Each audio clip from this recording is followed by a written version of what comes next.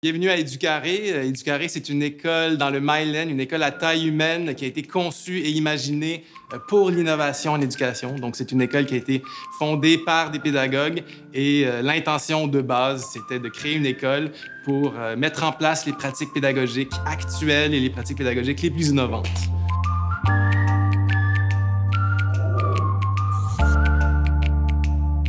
Dans la perspective de l'approche entrepreneuriale, il y a vraiment l'idée de pas de créer en fait une entreprise comme on l'entendrait là, au sens entrepreneurial, mais on est vraiment dans une perspective où l'élève entreprend par lui-même son projet. Il entreprend par lui-même ou en équipe, en groupe, mais à travers ce projet, il va développer vraiment des compétences de communication, des compétences de résolution de problèmes, des compétences en gestion du risque et dans la prise de risque. Donc, toute la dimension scolaire s'inscrit à l'intérieur de ce projet. Puis l'individu lui-même apprend à se connaître à l'intérieur de ce projet. Il apprend à connaître ses forces et ses faiblesses, les forces et les faiblesses de son équipe. Donc, il y a vraiment une dimension humaine, d'habileté sociale, de communication, de collaboration.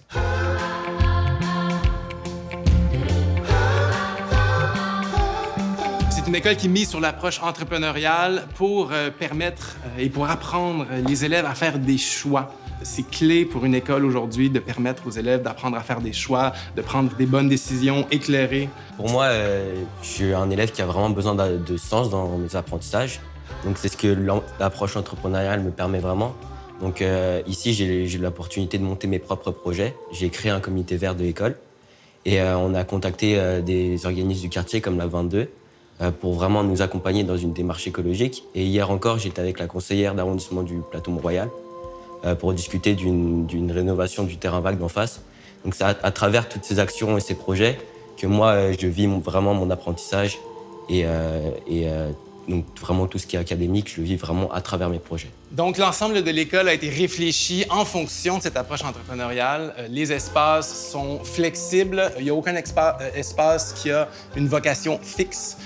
Donc dans tous les cas, les élèves, quand ils arrivent le matin ou quand ils se placent dans une session de travail de leur journée, ils ont un choix à faire et ils vont choisir l'espace optimal en fonction de la tâche qu'ils ont à accomplir. Et ça nous permet aussi de ne pas être clôturé par niveau. Ici, on est dans une école qui est multi-âge. Multidiscipline donc, et multipersonnalité. Donc vraiment, tu côtoies vraiment tout le monde, peu importe leur âge, leur personnalité et tout ce qui peut les définir. Donc ça te construit vraiment aussi ta personnalité et tes apprentissages. Pour l'enseignant, une approche entrepreneuriale ainsi combinée là, avec une imagination des espaces différents, ça nous permet de devenir des accompagnateurs, des coachs, des guides. Ça nous permet de se mettre avec l'élève pour atteindre un objectif précis plutôt que d'être celui qui dit quoi faire, qui dirige, qui dit où aller. Ouais, pour nous, chez les élèves, l'impact, c'est vraiment aussi la motivation. Donc on travaille dans des projets réels, on sait à quoi ça sert, on sait pourquoi on apprend. Et donc là-dessus, nous, ça nous motive tous les jours à venir à l'école et vraiment à être entrepreneur de son apprentissage. Moi, mon projet, c'était de créer une marque de vêtements. Moi, plus tard dans le futur, j'aimerais travailler dans la mode. Ça va faire 1 ou 2 ans à peu près que je travaille dessus et petit à petit, c'est en train de marcher. Donc, je suis plutôt fier de moi et ça me crée un apprentissage assez enrichi du coup pour mes études plus tard et c'est ça. Ouais. Moi, mon projet, c'est de partager ce qui, pour moi, devrait être l'école du 21e siècle. Par exemple, j'ai participé à un forum sur l'innovation pédagogique. Puis j'ai pris la scène pour partager justement le côté plus entrepreneurial d'Éducaré. Mon but avec ce projet-là, c'est vraiment d'aider les gens, les jeunes qui sont pas bien dans leur école plus conventionnelle, puis eux aussi peut-être les aider à trouver une école à leur image. Comme dans tout développement de projet, s'engager dans une démarche entrepreneuriale nécessite à la fois de gérer le risque, à la fois de mettre des compétences de l'avant, mais également, l'erreur est aussi une valeur importante, c'est-à-dire que c'est par l'erreur qu'on fait les apprentissages, puis elles sont souvent même recherchées, c'est-à-dire que c'est lorsqu'on va résoudre des problèmes, qu'on va faire face à des défis, qu'on va apprendre à se connaître, qu'on va se développer. Puis ici, dans le contexte, l'erreur n'est pas considérée comme une sanction, mais plutôt comme une étape de développement puis une étape d'apprentissage.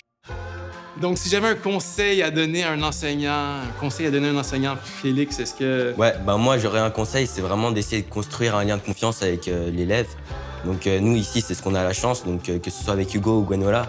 Moi, je sais que peu importe ce qu'ils vont me dire, je sais que c'est dans mon bien pour mes apprentissages et vraiment, ils me connaissent et je les connais et donc on sait comment travailler ensemble en tant que collaborateur et pas en tant qu'enseignant, donc avec une hiérarchie d'autorité.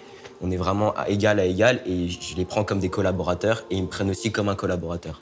Voilà, merci Félix. Faites confiance à vos élèves. Wouh!